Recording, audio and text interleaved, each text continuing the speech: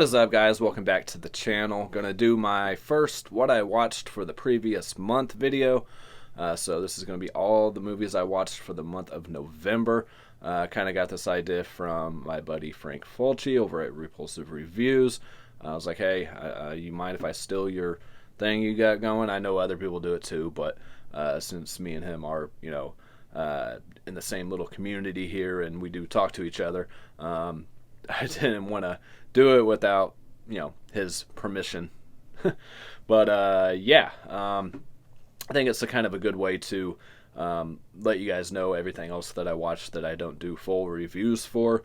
Some of these I did do full reviews on. One of them I was going to.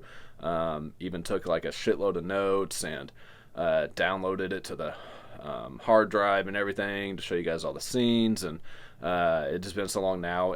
Even though I took notes, I still want it to be fresh in my mind if I'm going to do a full-on review. But yeah, so this is horror stuff, comedy stuff, drama stuff, whatever. Not sticking strictly to horror, but not a whole lot watched for November. But a couple of the things that I watched were like 4.5 hour documentaries and shit. So, and I a lot of times will watch it again with the commentary tracks and things like that, and I watch all the features. So still a lot of hours invested altogether. But yeah, I'll start with a couple that I watched on Hulu. The first one, actually, my kid picked out. We watched, these are in no particular order, by the way, of when I watched them or anything. He picked out Me, Myself, and Irene to watch on Hulu, which, was fine by me. It had been a really long time since I've seen it, and wanted to see how well it held up and what all I remembered. And there was a lot of stuff I didn't remember. A lot of jokes that seemed like new to me for some reason and everything. A lot of comedic moments that I'd forgotten about. So for those who don't know what Me, Myself, and Irene is, it's basically Jim Carrey's character plays a cop in Rhode Island who's like the super nice guy and always kind of lets things slide and everything like that. And then he finds out his wife's been cheating on him with someone. She leaves him there with the kids. But the kids aren't his for obvious reasons, which, again, if you haven't seen the movie, I don't want to spoil that. And then the guy that she leaves him for is another well-known actor, I'll say. He's not in it a whole lot, but he has definitely been in some stuff that we all have seen before. Anyways, you have another side plot along with Jim Carrey's, obvious main plot of him being this really nice guy and then one day kind of losing his shit and unleashes this alter ego. You do have this side plot of some crime stuff going on and everything like that, some corrupt police, but the main focus is Jim Carrey just losing his shit one day, Charlie losing his shit. His name is Charlie in this movie, and his name is Hank. Hank is the character that takes over when Charlie snaps and this other persona takes over, this other person inside of him. And when Hank takes over, bad shit kind of happens. And when Charlie comes back, he doesn't really remember what Hank did. So there's scenes of him fighting himself and things like that. It's just really, balls to the wall comedy. Definitely a kind of gross comedy at times. There's a lot of sexual content in here as well, which, again, my kid is 13, so a lot of it was still over his head, but he's still old enough to, watch, these kind of movies, I think, anyways. And that's all that matters, because I'm the parent. Some stuff, I'll tell him to look away or close his ears, cover his ears, whatever. And he knows when things are about to go certain ways, so he'll already automatically do that himself. He won't even watch like people kiss or anything. So, yeah, I don't really need to explain myself to you guys, but I still enjoyed this movie for what it was. I think it held up pretty well over the time. I mean, you do have like Anthony Anderson playing one of his kids, and the other guys were kind of recognizable too. I wish they would have been in this movie more to do with his boys, because they just kind of steal the show when they are part of the film. But yeah, I'm not going to spend too much time talking about these guys. I mean, a lot of you have seen Me, Myself, and Irene, and it'd probably been 10 years or more since I've seen the damn thing. Um, I don't remember when it came out, but yeah, I didn't take notes on any of this shit, so all this is going to be from strictly memory right now, and I don't have the film. I don't even own the movie to like look at or read the synopsis or anything. So I'm just going to spend a few minutes talking about these and try not to make this video too long. But yeah, I if you haven't seen it or you haven't seen it for a really long time, I recommend giving it a rewatch or watching it for the first time. If you guys like, R-rated comedies and things like that, and stuff with a lot of sexual innuendos or whatever. Yeah, it's probably not really for kids, but is what it is. And then after that was over, it automatically played There's Something About Mary. So I was like, yeah, you know what? I haven't watched this in a while either. So I just let it play through. And I still had a great time with it. If you guys don't know what Something About Mary is basically Ben Stiller and Cameron Diaz. Ben Stiller's kind of like the, outcast, never would stand a chance with like a hot chick type character. And Cameron Diaz obviously playing the hot chick character. They're supposed to go to prom together. Things happen in the bathroom. I'm not going to say what. Again, if you haven't seen it, definitely don't want to give that away. But you do have Lynn Shay in here as well, who plays her, I guess, roommate or aunt or whatever the fuck she was. Of course, we all know from, horror films of more recent times. But yeah, her character is just fucking hilarious. And you had Renee Zellweger in Me, Myself, and Irene. I'm going to be all over the place like I always am with this, guys. But yeah, something happens in the bathroom with Ben Stiller's character, and they don't see each other for many years. He hires like a detective guy to go find her, played by Matt Dillon. He ends up finding her, but he ends up falling for her. He kind of tells Ben Stiller's character, hey, she's hideous, you don't want nothing to do with her. He's like, fuck it, I don't care, I want to still meet her. And he goes to was it Miami or whatever, and meets up with her, and things ensue from there. They kind of fight over her. Then you have other guys fighting over her as well. You even have an appearance by Brett Favre in this movie, which is pretty cool because he didn't really do too many movie appearances. A whole slew of different characters, and still held up fairly well. You gotta love Cameron Diaz's brother in this movie too, who's mentally disabled and always looking for his baseball. And there's so many quotable lines from this movie and everything. We got a bleeder. Have you seen my baseball? It's just. It's a really fun time. If you guys have not seen There's Something About Mary for whatever reason, I highly recommend that you do, or give it a rewatch if it's been a while. I had a great time with it again, and it wasn't something I was even planning on watching. Like I said, it came on after that, like automatically on Hulu, and even as tired as I was, I still managed to finish it because I was so invested in it again that I had to watch the whole thing. So those are the two that we streamed. I don't stream a whole lot of movies, but when my kid's here, he watches what he wants to watch, and we watch it together and spend time together because that's what's fucking important.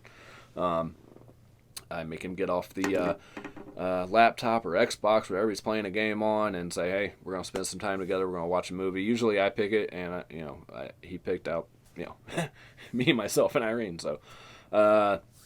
Anyways, I just wanted to throw those two out there. I know those are movies a lot of people have seen, so again, I'm not going to spend too much time talking about them.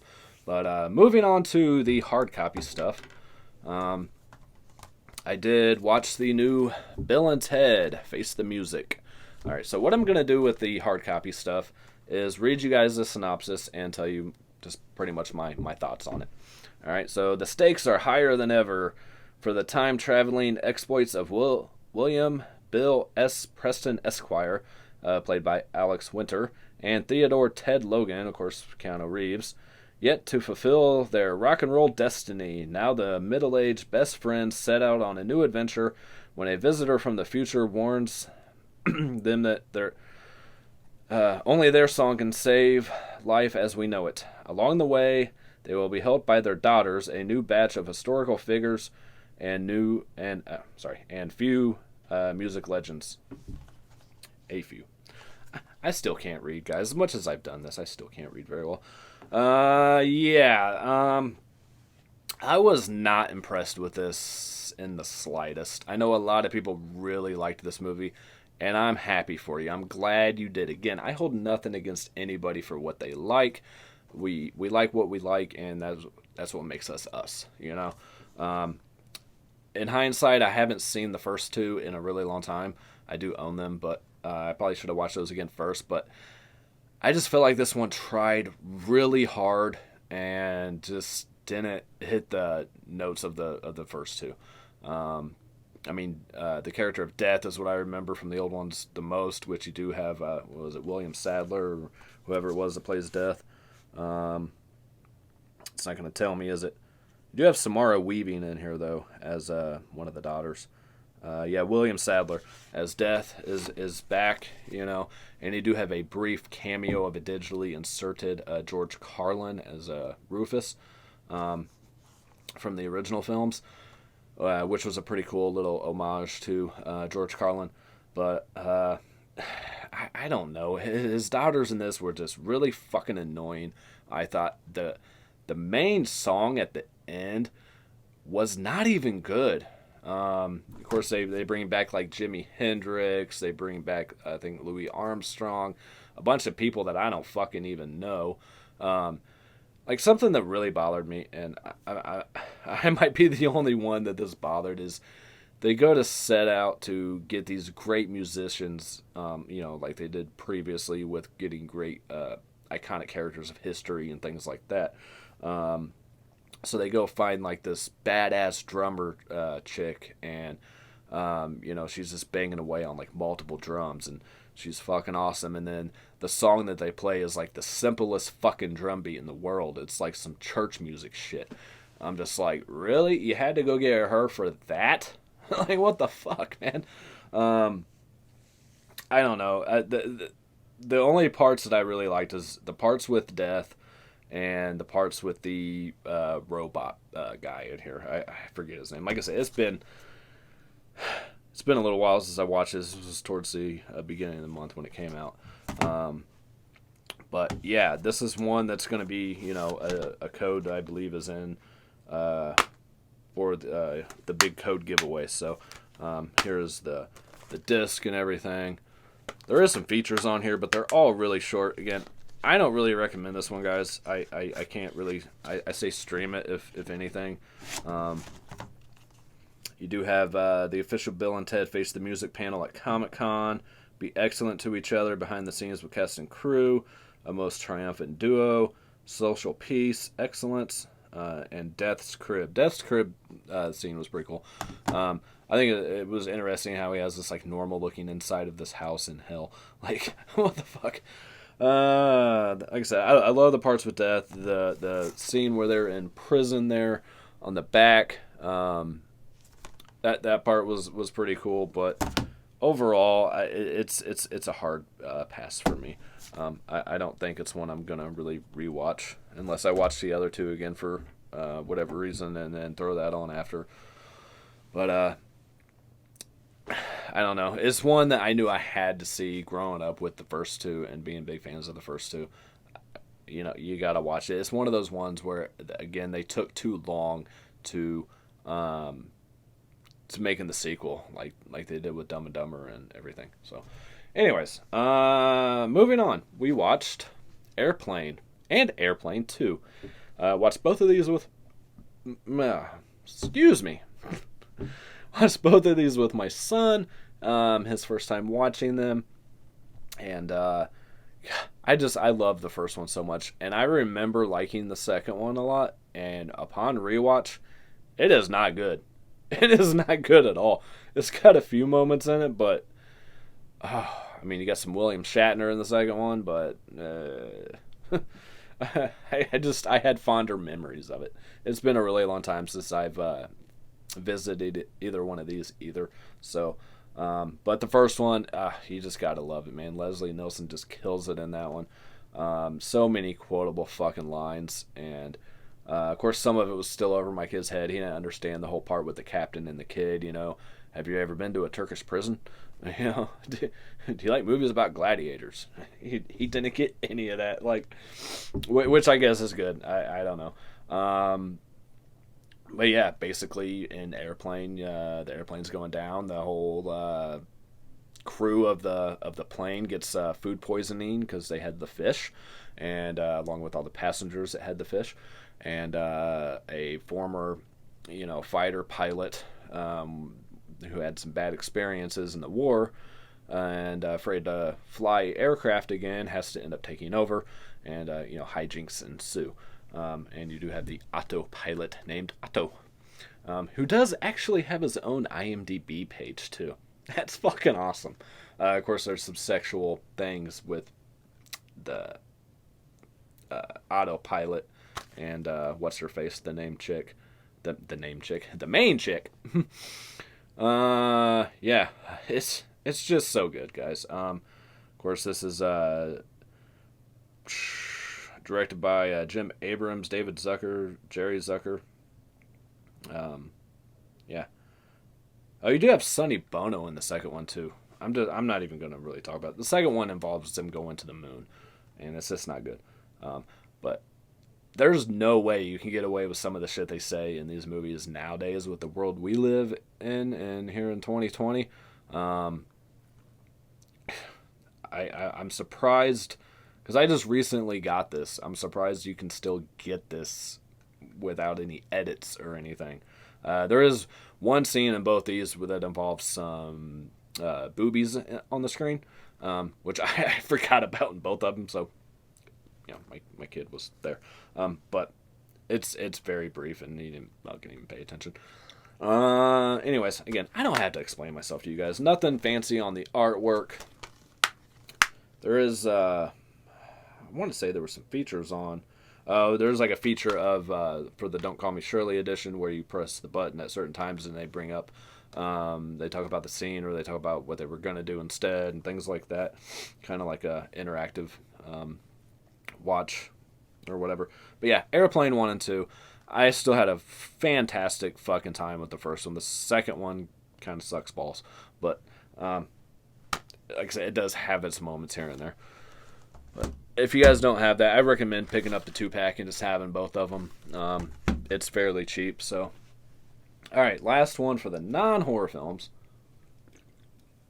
Throat's going to get really dry. I apologize. Falling Down with Michael Douglas. Now, I'll start by saying this Blu-ray fucking sucks. The picture quality has like a flicker to it, like VHS. And the sound, I had to turn it up like 5 notches more than usual to even fucking hear it. So it is not a good Blu-ray at all. I don't recommend this Blu-ray. If I'd known that in advance, I would have just bought the DVD really cheap at fucking Disc Replay or something. It is absolutely terrible. This definitely needs a good restoration done to it and better quality. But there's the same thing on the disc. If you guys don't know what Falling Down is, let me read the synopsis here. Whew, it's kind of a long one. Freeways are clogged, terror stalks our cities. At shops and at restaurants, the customer is seldom right. Pressures of big city life can anger anyone, but laid off defense worker Bill Foster is more than angry. He is out to get even. Foster abandons his gridlock car, license plate defense, on the hottest day of the year and walks straight into an urban nightmare, both absurdly funny and shatteringly violent. Academy Award winner Michael Douglas is Foster, an ordinary guy at war with the frustrations of daily life. Fellow Oscar winner Robert Duvall is the savvy cop obsessed with stopping Foster's citywide rampage. The spellbinding thriller is their story, asking, are we falling apart? Yes, so, just like I said, Michael Douglas, so fucking good in this role. I remember loving this movie, but it had been a long time since I've seen it. I actually got this a while back, and I was really wanting to watch it, and I kind of forgot about it. And then I wanted to watch it just not too long ago, right before the end of November, when I was kind of going through some shit myself, and not in like the greatest mood. So I figured, what better time to throw on Falling Down, right? He just plays a guy who snaps one day, just tired of the bullshit. He loses his job from the Department of Defense after they already did what they needed to do with the stuff from the Cold War and everything, and the wall coming down and all that shit. They didn't need a lot of these workers, and so he gets let go from his job, and he just gets tired of all the bullshit. And in the world, he's meets up with some gang members at times, doesn't take none of their shit, doesn't take any shit at the fast food place, runs into a guy who owns like a army surplus store, and doesn't agree with his views. He's real racist and all this shit, and he's like, no, we're not on the same page, man. That's not me. Just, it's so fucking good. Still even more relevant than it was then. And what's interesting about this film too is it was shot like, from watching the features here and interview with Michael Douglas. As soon as they got done filming, it was like right at the time of the Rodney King riots and shit. And it was like right down the street from where they were shooting this fucking movie. It's just it's a crazy fucking movie, and you have issues that deal with him and his ex and his daughter and things like that. And Robert Duvall's character, is of course his last day as a cop. When all this shit's going down, and he starts putting clues together. Everyone's like, hey, this guy in like, dress clothes, white shirt, tie, he's out, wreaking havoc, and he finally, solves the case, of course, without giving too much away.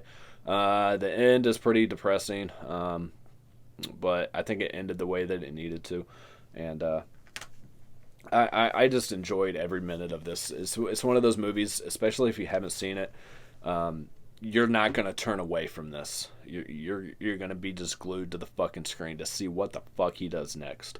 He doesn't agree with the store owner's prices at this little market. All he wanted was change for a fucking payphone, and the guy should have just gave him change. It's just, it's so good, guys. I highly recommend it. Again, the Blu-ray fucking sucks. If you haven't seen it, just buy a used DVD for like $2 or $3 and watch it that way, because there's no point of having the Blu-ray. If I had known that in advance, I would have done that myself. But I think this was even like $15 off Amazon, which they didn't even have in stock for a long time. So I was trying to get it like when all the shit happened with the COVID shit and everything, and it seemed to be a high seller at that point and not ever in stock. But yeah, I paid like $15 for this, and the transfer is dog shit. So you do have a commentary by Michael Douglas and director Joel Schumacher, a conversation with Michael Douglas, and theatrical trailer. You do have Barbara Hershey in here as well, that plays his ex-wife. All right, moving on to the more horror-related stuff. This is kind of horror, I guess. This is Spree with Joe Carey from Stranger Things.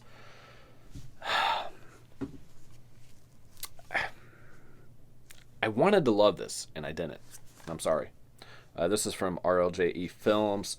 It says American Psycho for the digital age. I see why they put that on there, but I don't agree.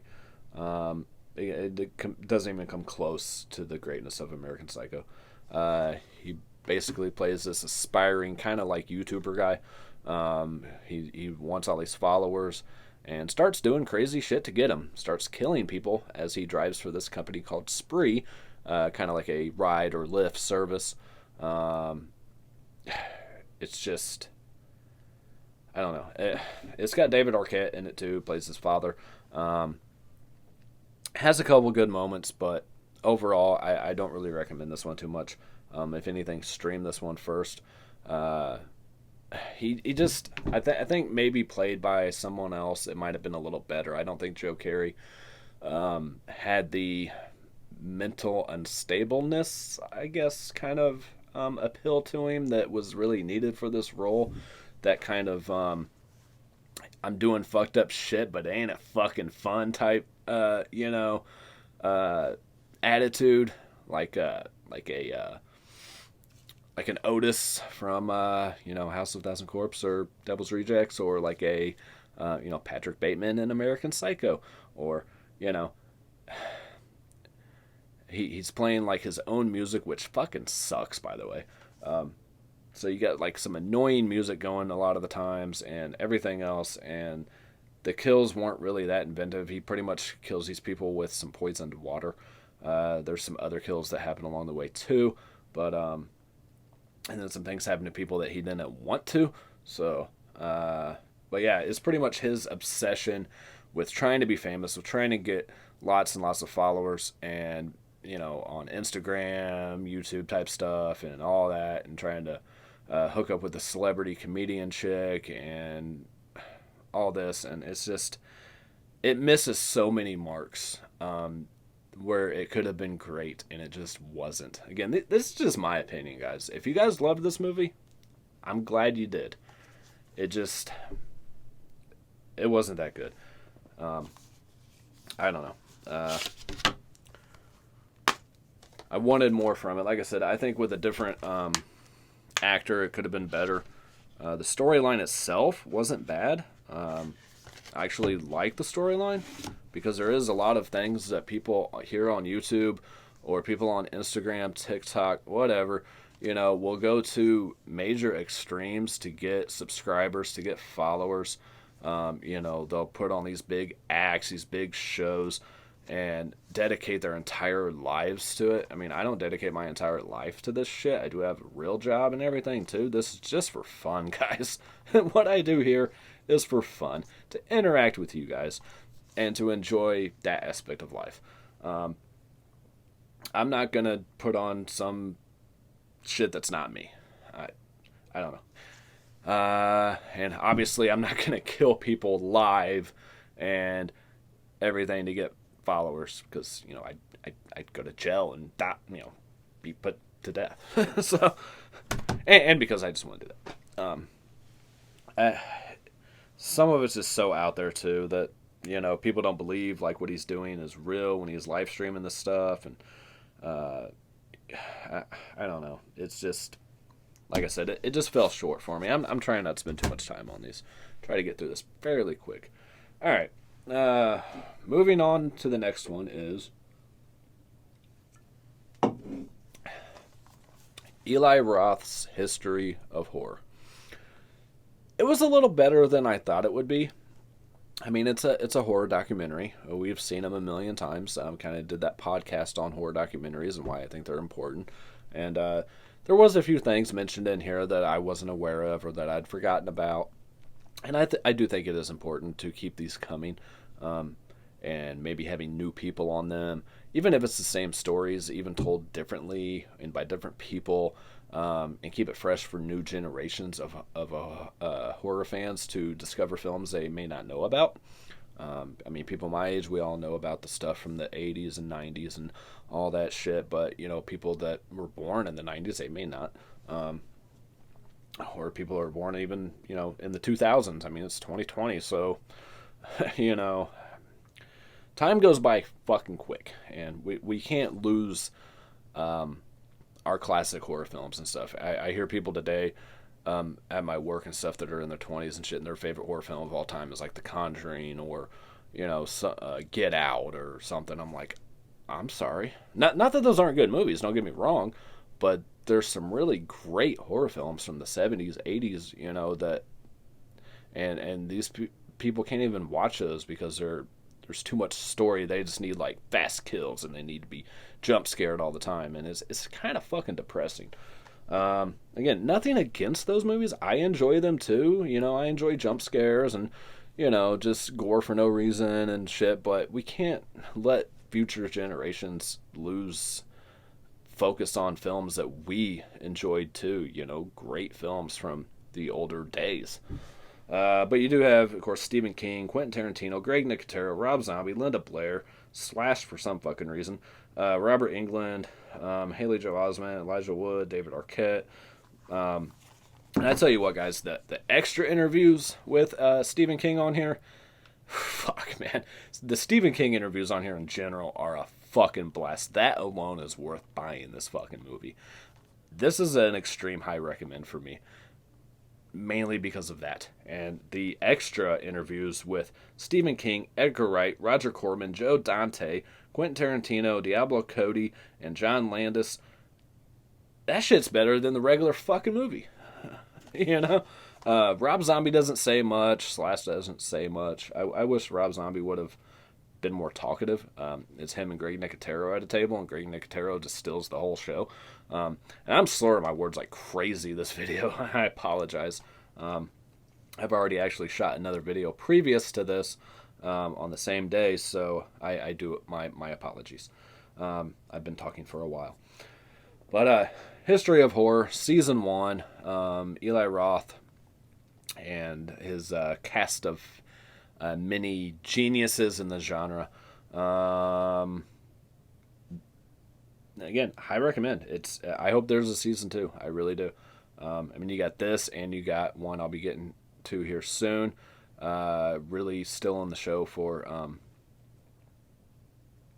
horror documentaries. I forgot my train of thought for a second. I'm sorry. I'm human. But yeah, very, very high recommend, guys. Very, very high. All right. Next, we have Dead Dicks. And, you know, I didn't even stick to my fucking plan of reading the synopsis and shit. Anyways, we'll get back to that now. This is one that was sent to me by that horror dude, a patron of the channel. He sent me the horror pack for that month. I think it was October.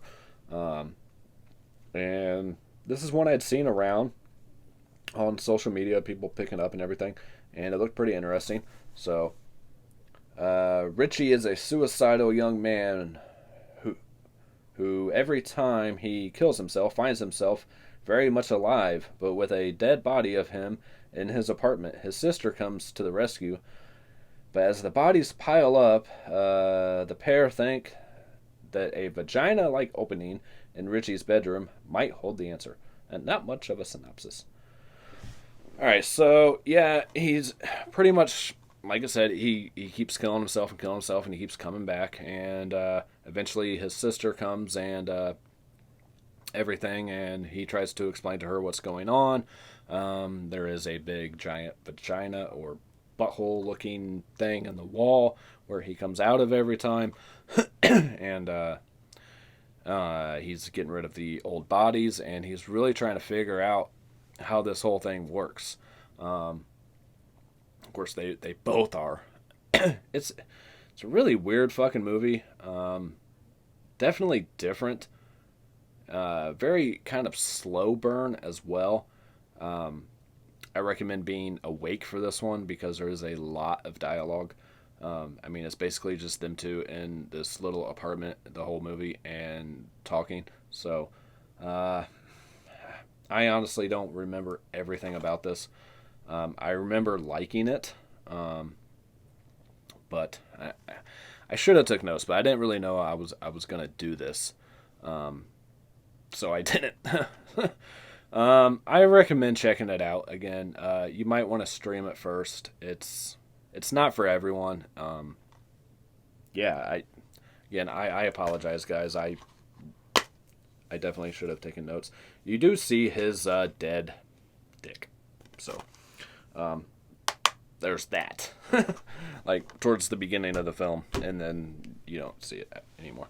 There's a lot of stuff between him and his sister, but delves into their relationship a lot and everything, and kind of her not really being there for him, and him always kind of like being the fuck up and all this, and yeah, it's definitely one to give a watch to. All right, so the next one I watched, I did a full review for. If you guys want to check that out, definitely do so. I'll leave a card up top. So I'm going to go through it very briefly. This was again sent to me by that horror dude.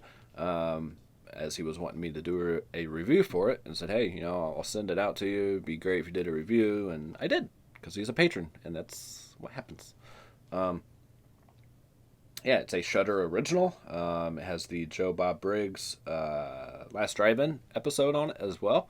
If you want to watch it that way, which is basically just him talking, the movie plays, and then him talking again.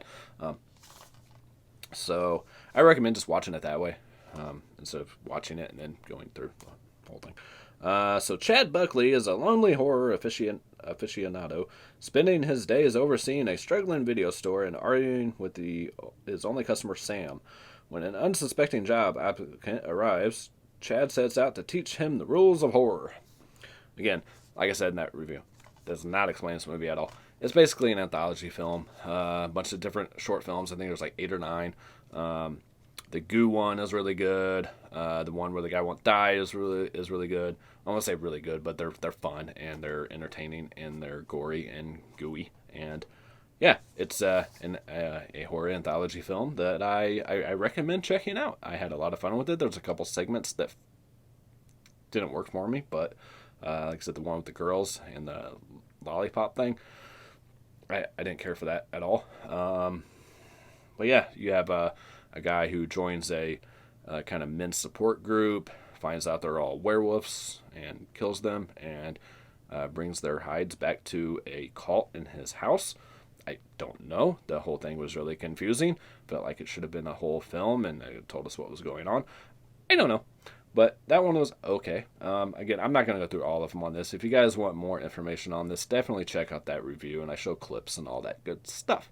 But yeah, altogether, I recommend checking this one out, especially if you guys like over-the-top horror comedy type stuff. And the really cool scenes of the video store trying to stay alive in 2020. It's just real nostalgic and everything. So, and the end of this movie, again, I loved the third act of this movie, where they're all kind of like picked to be characters of a horror film, or, kind of like this study thing they're doing. I'm not really sure what's going on there, but the main killer is really cool, and there's a lot of good kill scenes in the last act of this. So it's only about $12 on Amazon, so I recommend picking it up. If you don't have Shudder to watch it on, definitely grab this one and give it a watch. I think you're going to have a great time with it. All right. I don't know what side to show. I'll show both of them. Rest in Pieces from Vinegar Syndrome. There's the other side of the slip.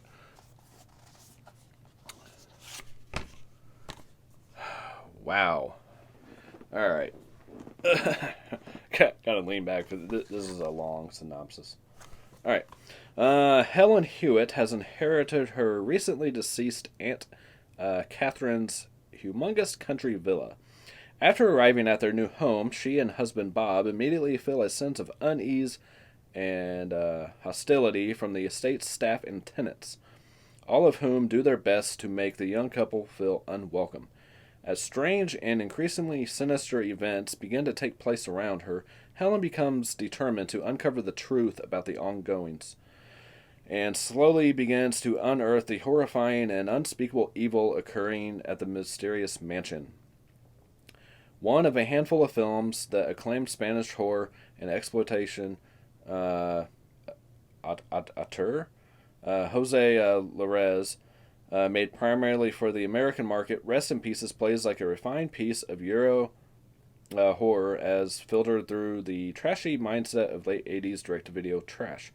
Pleasantly grotesque, the gore effects earned a 1987 Goya Award nomination, and with a, I'm assuming that's supposed to say weary, but it's W-R-Y, sense of self-aware humor. Rest in Pieces co-stars Dorothy Malone, The Big Sleep and Basic Instinct, Jack Teller from Conan the Barbarian, and Patty Shepard, My Dear Killer. Never before released on disc, Vinegar Syndrome is delighted to present Rest in Pieces on Blu-ray in a 4K restoration of its 35mm negative. Alright, there you go. And there is the inside. Art is the same as the other side of the slip. This video is a lot longer than I thought it was going to be. Alright, so yeah, Rest in Pieces. From the same director, his other 80s movies include Edge of the Axe, and Deadly Manor, stuff like that. I guess this is actually the front, because that's where the scene thing is. Alright, it's a well-made horror film. A lot of people said the main actress was just like laughably bad. I thought she was okay. The main guy did really good, and there's an interview with him on here. Doesn't seem like he's a fan of acting in general or horror or even doing this fucking movie, which is a shame, but he's like a fucking banker or something now. I think it was a well-made movie. I think the acting overall is fairly good. It's basically like it said, she inherits this house and everything from her crazy aunt, and things start happening right off the bat as soon as they move in. There's like a shower curtain attacks her. You do see her nude a lot, and she has a very nice body. And there was a lot of people saying that she was like actually a man or something when they were on set. I don't think that's right, but anyways,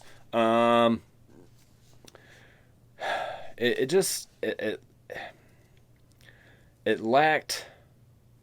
I'm trying to find the right words. I think it needed a cheese factor, though. It didn't have enough cheese factor to it. It tried to be too serious at times, and then other times it was a little bit cheesy, but not enough. I don't know.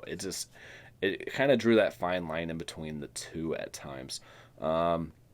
It's basically a cult movie. All these people live in this community, and they don't pay rent and all this, and they're trying to. It's about immortality and everything like that. People trying to live forever, and bad things happen to people. I don't think the gore effects were that great either. By the way, there's a couple scenes, but for the most part, no, I don't know how it won some kind of award, especially for 1987. There was a lot better gore than this. I don't know. I recommend at least giving it a watch, but I would stream this before purchasing it if you guys aren't a completionist like I am for Vinegar Syndrome. It's not a run out and buy right now recommend for me. Again, I took a lot of notes on this, and it's just been so long now since I watched it. I kind of forgot a lot of things. But, yeah, my memory is not good. So that's why these are going to be kind of very vague reviews. But it's a lot about her husband just kind of in it for the money. Like right off the bat, even on the way to the house, he's like, oh, I can quit my job now and all this. That's the only thing on his mind the whole time is like, where the fuck is the money? There's a time in here where there's some backstabbing going on, and then some, redeeming factors afterwards. Like I said, I think it's a well-made film. I think the acting overall is good. It's just, it needed some cheese to it, or either that or it needed to be a lot darker than it was. It just kind of rides that line in between.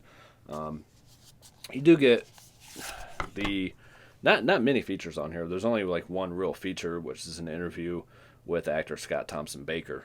Again, which he didn't seem like he was much of a fan of it. New scan in 4K from the 35 millimeter. Includes 2 soundtracks, original English language and Spanish dubbed. Audio commentary with film historians Sam Deegan and Kat Ellinger, which I listened to about a half an hour of it, and it's always very informative with them too. Reverse cover art and English subtitles. So not a lot going on this disc. I was really hoping for more features, but a lot of the 2020 releases, there's not a whole lot on because of all the COVID shit. But it's a very nice slip. It's really, kind of misleading. There's not a lot of kills in this, I don't think. There is a scene where a orchestra gets taken out, and everyone in this little cult is killed off as well. Or are they? I don't know. You'll have to watch it and find out. Uh, Overall, I recommend at least giving it a watch if you're not a completionist. I just keep touching that. You can feel the teeth, or like embossed, and then the back you can feel like the hand. Very very awesome artwork. Love the slip on it. If you're not a completionist, give it a stream first and see if it's for you or not before spending the money on it. All right, next up from Vinegar Syndrome is Who Done It. Now this one I did enjoy. Haha. I don't know. Yeah, let's just read the synopsis. Why not? Another long one here. That's what she said. Is it? All right. In a large house on an otherwise inhabited Pacific island, a group of hopeful young actors have been assembled to prepare for their roles in what they've been told will be a very unique, family-oriented film. But on their first night, one of them is horribly boiled alive and dies. Although initially assumed to be an accident, as other mangled and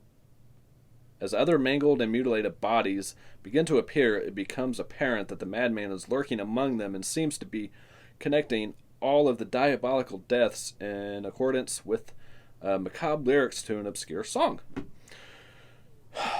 One of the stranger cinematic interpretations of Agatha Christie's classic novel, and then there were none. William T. Nodd's Whodunit, aka Island of Blood and Scared Alive, takes firm psychotronic hold of its respectable literary source material, transforming it into an over-the-top gore fest, complete with a jaw-dropping, out-of-left-field final twist.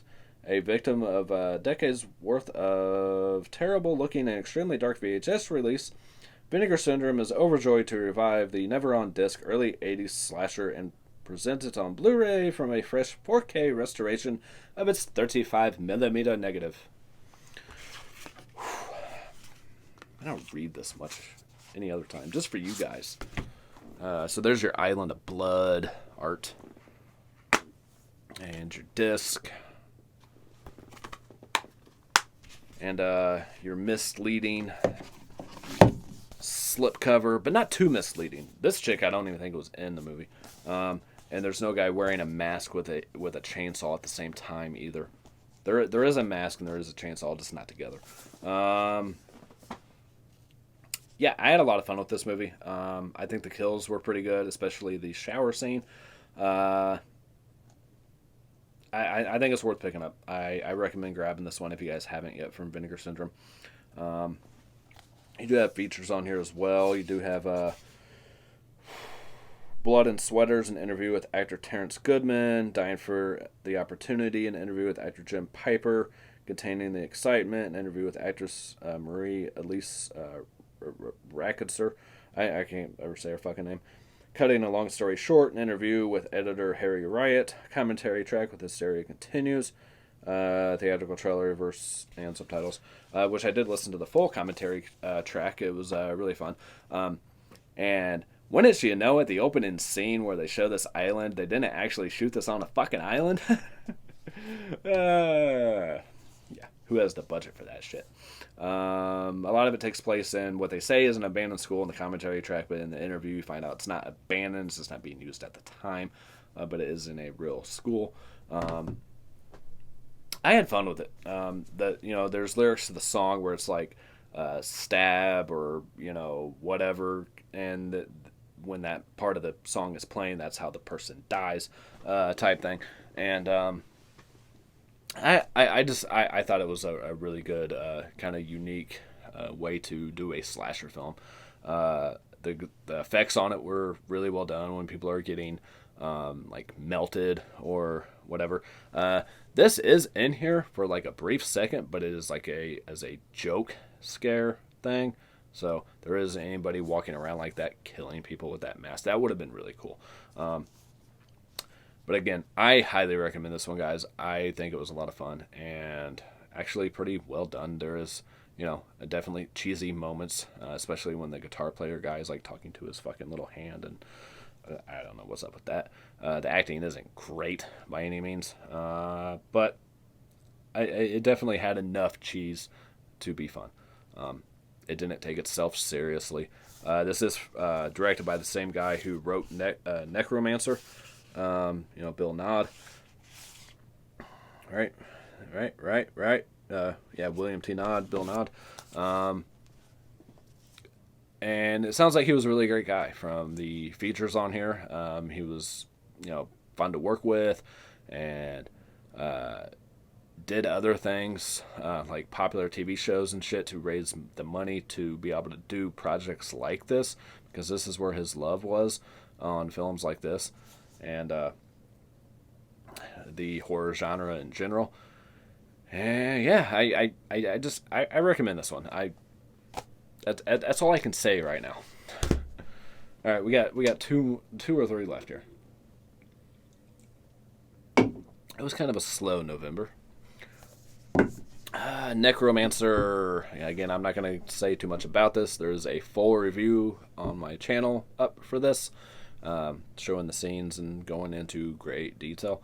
We leave a card up top for you guys if you want to check that out. Overall, I was a little let down by it. A lot of off-screen type kills, everything. I don't know. It just kind of fell, flat for me.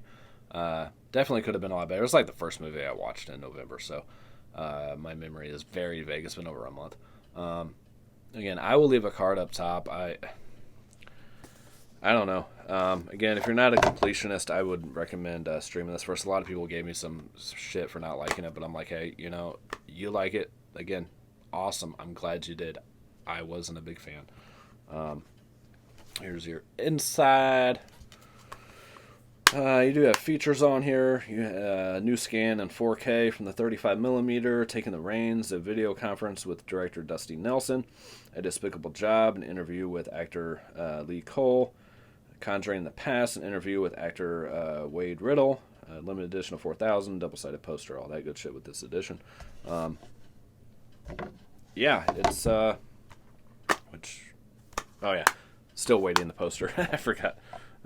We didn't get posters with it. They're sending them out with your next order. I'm not going to be able to get that back in there, am I? Damn it! Why is it so tight? Never thought I'd complain about that. Ow! I said ow, but it wasn't me. Okay, I'm not going to fight. Anyways, and again, it was one of those movies that I am going to fight with it because it's going to bother me if I don't.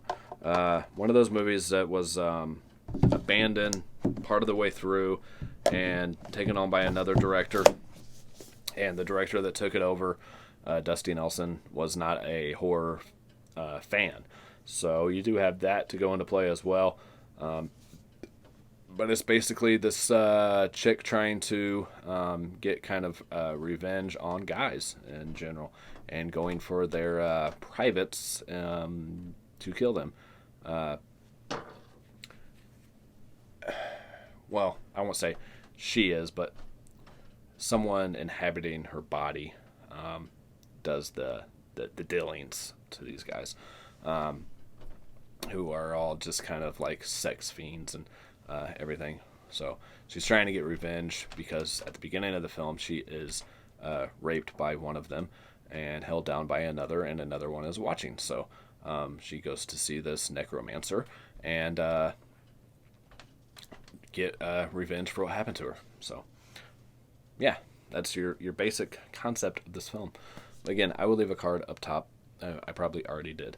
And you guys can watch a full review and see scenes from the film and everything. All right. And of course, Host. There's a full review for this up as well. Basically, something inhabiting this couple who go to have like a Christmas Eve type dinner with the neighbors. And yeah, they're inhabited by like a demonic force. And really bad things start to happen to these neighbors. And yeah, it's actually really good. I recommend this one. And this is one that gave me a lot of trouble with the review. But again, I will leave a card up top. I'm not going to talk about these too much that I already did full reviews on. But basically it says, when a family invites their neighbors, a sweet young couple over to celebrate Christmas Eve, and some very happy Personal news, they do not realize their friends just had become host to a miraculous entity. Hell-bent on taking over the world, the family find themselves fighting for their lives in a night of unimaginable terror. Like the Strangers at Christmas, with another worldly twist, Host is a simmering sci-fi thriller where the palpable tension of a singular event belies an even more sinister takeover on a global scale. They choose some weird words to use on these synopsises. Ugh.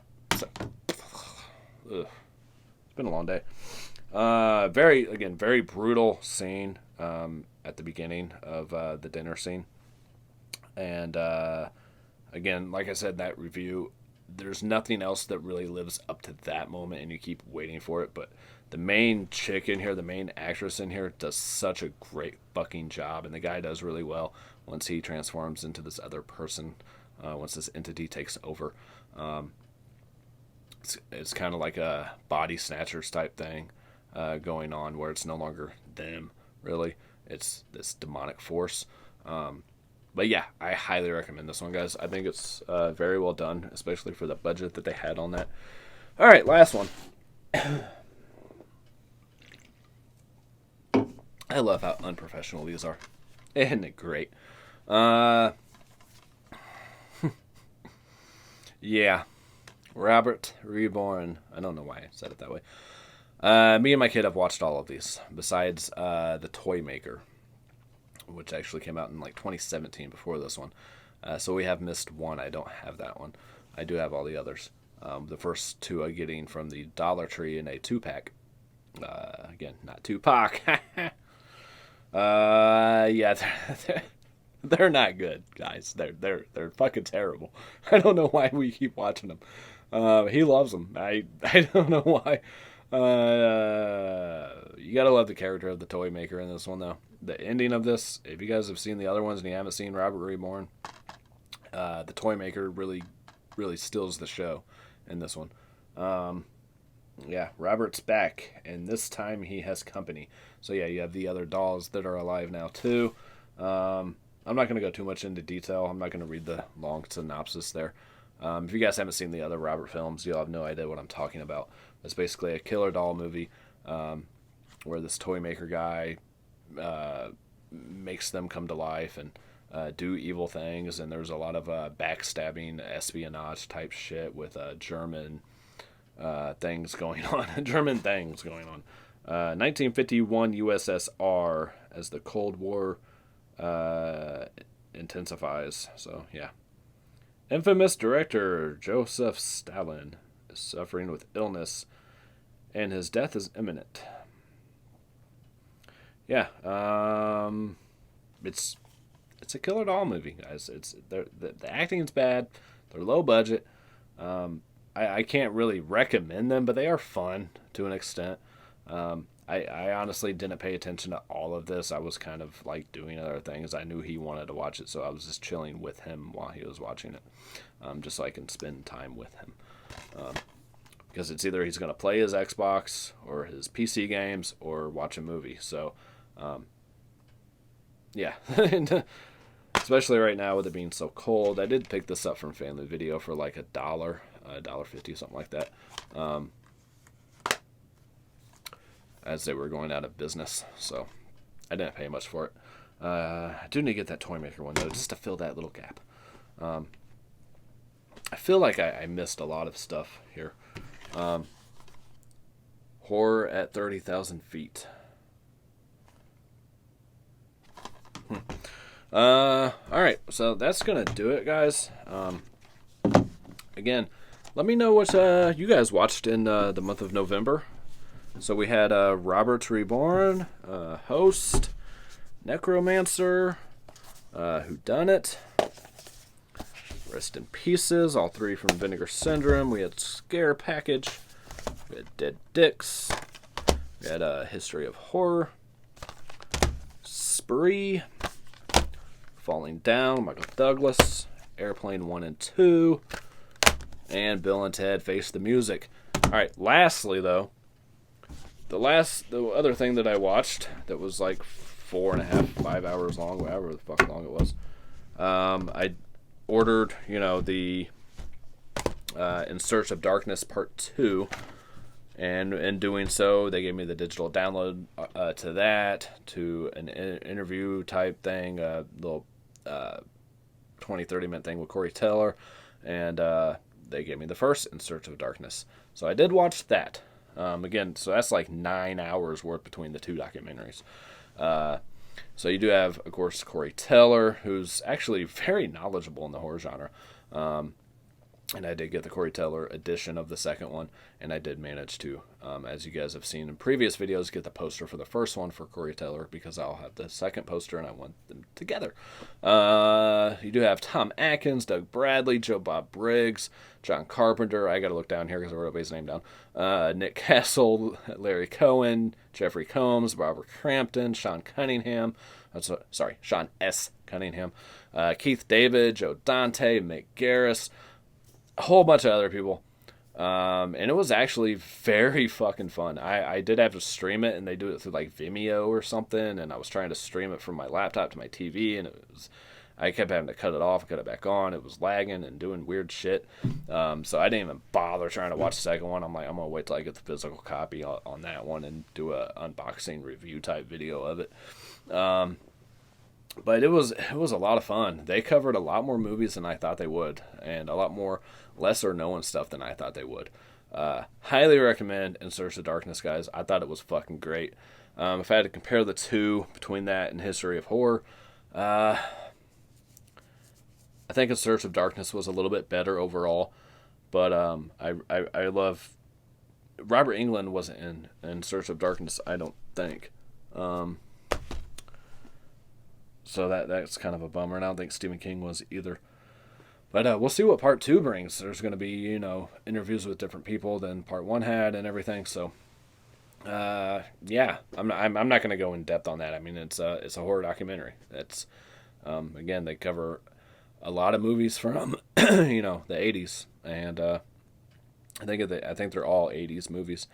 And the question's already been asked: are you going to do the 90s? Are you going to do the 70s? And I'm sure they will, because I'm sure they'll sell enough of the second part to keep doing these. I mean, it's going to make money. They're going to keep fucking doing it. I hope they do. I hope they do one for the 90s and the 70s at least.